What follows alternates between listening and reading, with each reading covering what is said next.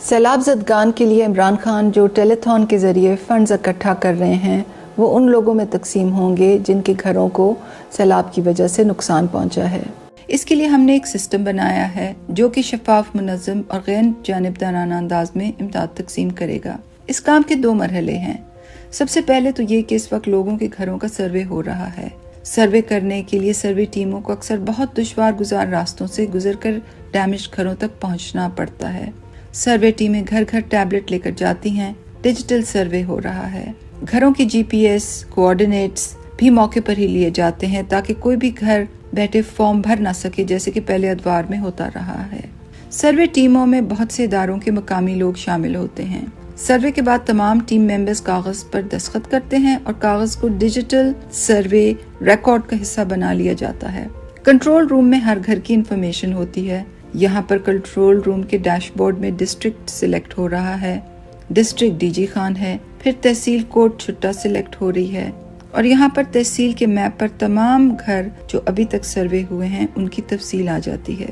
اگر آپ کسی گھر پر کلک کریں تو آپ کے سامنے اس گھر کی تمام تفصیل آ جائے گی، یعنی کہ گھر کے سربراہ کا نام، اس کے علاوہ اس کا قومی شناختی کارڈ نمبر، عمر، موبائل فون نمبر اور گھر کے متعلق انفارمیشن کہ کیا وہ پوری طرح ڈیمیج ہوا ہے یا آدھا ڈیمیج ہوا ہے، گھر پکا ہے یا کچا۔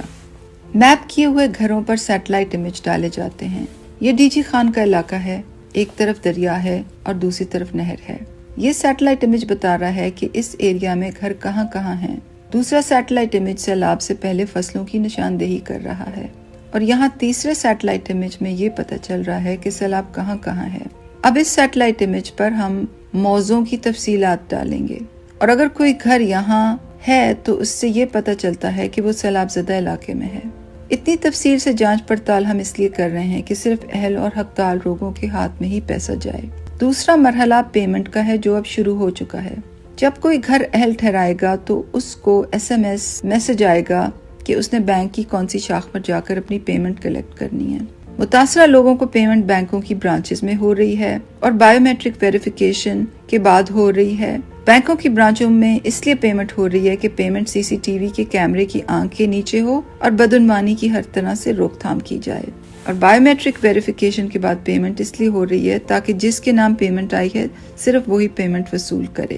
تمام لوگوں کو فل بینک اکاؤنٹس اور اے ٹی ایم کارڈز دیے جا رہے ہیں تاکہ ان کو پیسے نکالنے اور رکھنے کی سہولت ہو۔